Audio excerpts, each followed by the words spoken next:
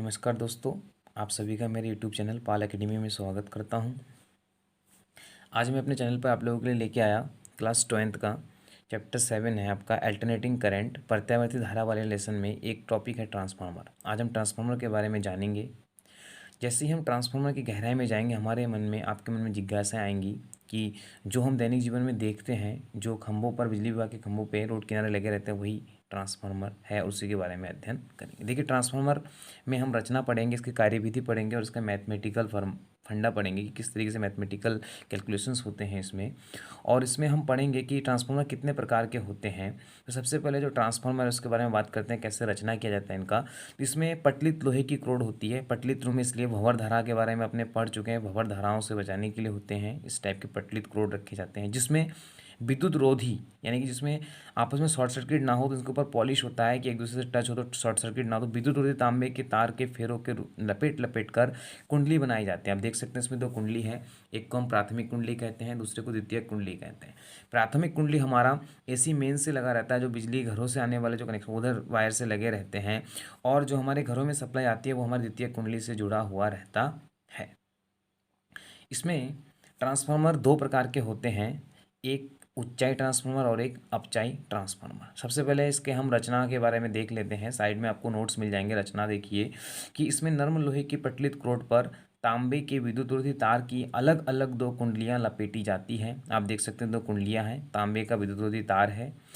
ये कुंडलियाँ एक दूसरे से पृथकृत होते हैं, यानी कि एक दूसरे से अलग अलग होते हैं दोनों कुंडलियाँ। यानी किसी में फेरों की संख्या अधिक होती है, किसी में कम। ये भी हम बात करेंगे किस लिए होता है ऐसा, परंतु अन्योन्य प्रेरण द्वारा जुड़ी रहती है। आपने म्यूचुअल इंडक्शन अन्योन्य प्रेरण के बारे में पढ़ा होगा कि किसी कुंडली से बद्ध फ्लक्स में परिवर्तन करते हैं तो दूसरे में ईएमएफ उत्पन्न होता है। इस घटना को अन्योन्य प्रेरण कहते हैं। इनमें फेरों की जो संख्या होती है वो भिन्न भिन्न होती है।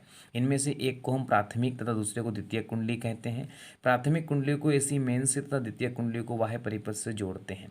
अगर आप इसमें क्वेश्चंस आते हैं कि कार्यविधि बताइए, तो हम कार्यविधि के बारे में बात करते हैं कि जो ट्रांसफार्मर है वो किस प्रकार कार्य करता है।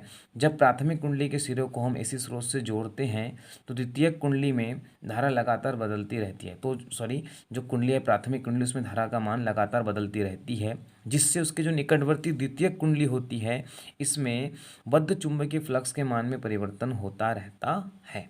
अतः द्वितीयक कुंडली में एक विद्युतवाहक बल उत्पन्न हो जाता है, वही हमें प्राप्त होता है।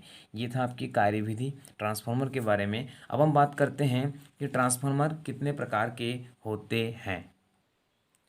आप देख सकते हैं जो ट्रांसफार्मर है वो दो प्रकार के होते हैं, एक को उच्चाई ट्रांसफार्मर कहते हैं, एक को अपचाई ट्रांसफार्मर कहते हैं।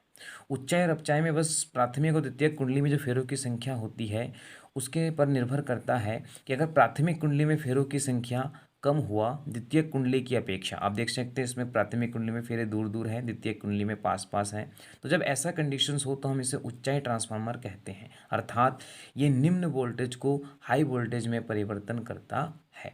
दूसरी अगर हम बात करें अपचाई ट्रांसफार्मर होता है, इसमें प्राथमिक कुंडली में फेरों की जो संख्या होती है वो द्वितीयक कुंडली की अपेक्षा अधिक होती है। इस प्रकार के ट्रांसफार्मर को हम अपचाई ट्रांसफार्मर कहते हैं। आपने देखा कि फेरों की संख्या के अकॉर्डिंग हमारा ट्रांसफार्मर दो प्रकार का होता है, एक उच्चाई ट्रांसफार्मर, एक अपचाई ट्रांसफार्मर। जैसे कहीं पे 11,000 के वोल्टेज लाइंस होते हैं तो वहाँ जो ट्रांसफार्मर लगे रहते हैं, हमें घरों पे 220 वोल्ट चाहिए होता है, तो वहाँ पे हमारा अपचाई ट्रांसफार्मर लगा रहता है जो हाई वोल्टेज को निम्न वोल्टेज में कन्वर्ट करके हमारे घरों तक पहुँचाता है। आगे हम ट्रांसफार्मर के मैथमेटिकल फंडास के बारे में बात करेंगे, किस तरीके से इनका मैथमेटिकल कैलकुलेशन होता है।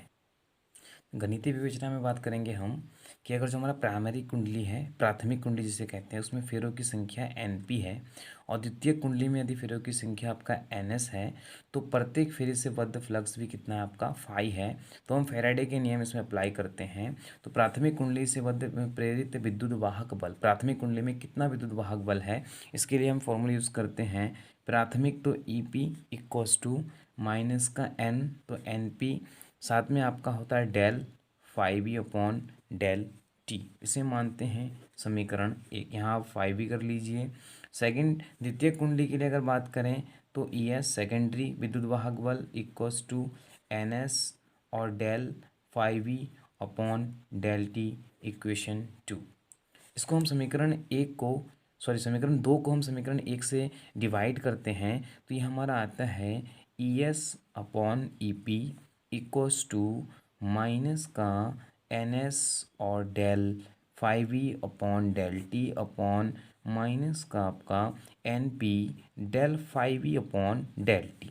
इस वैल्यू से ये वैल्यू आपका कैंसिल, माइनस से माइनस कैंसिल। वैल्यू आपको मिला सेकेंडरी विद्युत वाहक बल अपॉन प्राइमरी विद्युत वाहक बल equals to N S upon N P.